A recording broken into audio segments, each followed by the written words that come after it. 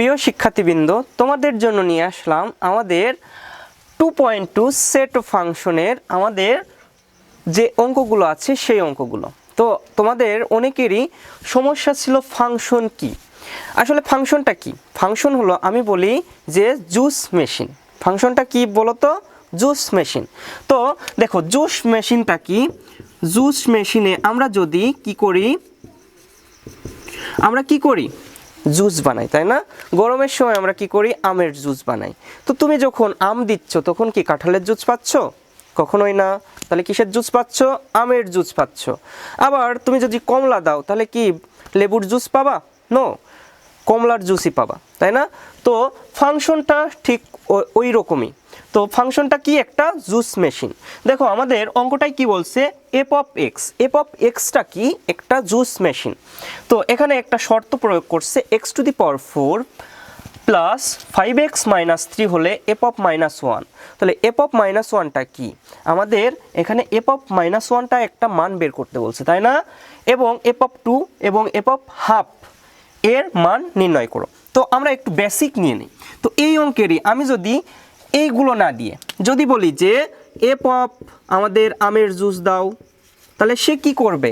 তোমাকে আমের জুসই দেবে। কিভাবে দেবে দেখো তো? আমরা কি এক্স যেখানে যেখানে থাকবে সেখানে সেখানে কি বসাবো? আম বসাবো, তাই না? তাহলে সে কি আমের জুস দিচ্ছে, মানে কি আম টু দি পাওয়ার কি হবে 4 প্লাস 5 ইন্টু আম ইন্টু মাইনাস আমাদের 3। তাহলে বলো তো আমাদের এখন যদি বলি যে এফ অফ মাইনাস 1 বসাও, তাহলে তুমি কি করবা? যেখানে যেখানে কি থাকবে, এক্স থাকবে, সেখানে সেখানে আমরা কি বসাবো? আমরা মাইনাস 1 বসাবো, তাই না? তো চলো শুরু করি। তো আমরা কি এক্স টু দি পাওয়ার 4 মানে কি minus 1 to the power 4 plus 5 into x এর মান কি বলছি? মাইনাস 1। দেখছো যেখানে যেখানে আম ছিল সেখানে সেখানে আমি কি বসাচ্ছি? মাইনাস 1 কিন্তু বসাচ্ছি, তাই না? তাহলে আমাদের মাইনাস 3।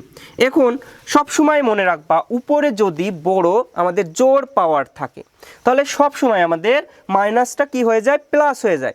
যদি বলি 1 কোটি মাইনাস 1, তাহলে কি হবে? সে কি প্লাসে কনভার্ট করে দেবে। কিন্তু আমি যদি বলি 5 কোটি মাইনাস 1, তাহলে কি 5টা কি সংখ্যা? একটা বেজোড় সংখ্যা। তখন কিন্তু এই 1-এর আগে আমাদের কি আসবে? মাইনাস আসবে। তাহলে আমরা কি বুঝলাম? যে যদি উপরে জোড় সংখ্যা থাকে তাহলে সব সময় কি প্লাস চলে আসে। তাহলে আমরা কি লিখব?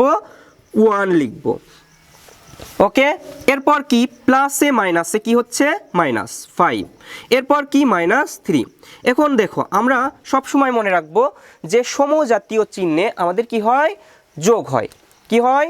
যোগ হয়। তাহলে আমরা সমজাতীয় চিহ্ন কি? মাইনাস 5 মাইনাস 3, তাই না?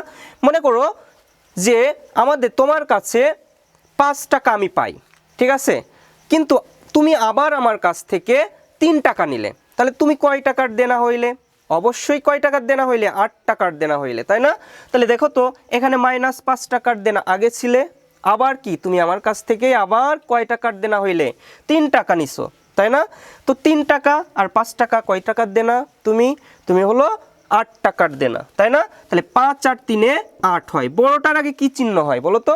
বড়টার আগে যে চিহ্ন থাকে এখানে সেই চিহ্ন বসে যায়। তো বড়টার আগে কি চিহ্ন আছে? মাইনাস চিহ্ন আছে। এই কারণে আমরা কি দিলাম? মাইনাস দিয়ে দিলাম। এরপর কি আমরা 8 থেকে কি করব? তুমি মনে করলা আমাকে 1 টাকা ব্যাক করে দিলা, আমাকে কি করলা? 1 টাকা ব্যাক দিয়ে দিলা। তাহলে তুমি কয় টাকা এখন দেনা? অবশ্যই মাইনাস 7 টাকা দেনা।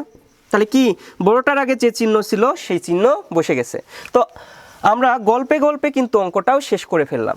তো আমরা এর পরের অঙ্কটা দেখি। আবার আমরা কি আমাদের যে জুস মেকার আছে সেই মেকারে কি করব? আবার আমরা এফ অফ 2 কনভার্ট করব। তো আমরা এফ অফ 2 আবার দিয়ে দিই, এফ অফ 2। তাহলে আমাদের কি হচ্ছে দেখো তো? বলো তো এখানে এক্স এর জায়গায় কি হবে? 2 টু দি পাওয়ার কি হবে? 4। তারপর কি প্লাস 5 ইন্টু 2, তাই না? মাইনাস 3। এরপর কি 2 টু দি পাওয়ার 4 মানে কি 2 গুণ 2 গুণ 2 গুণ 2। তাহলে কত হচ্ছে বলো তো?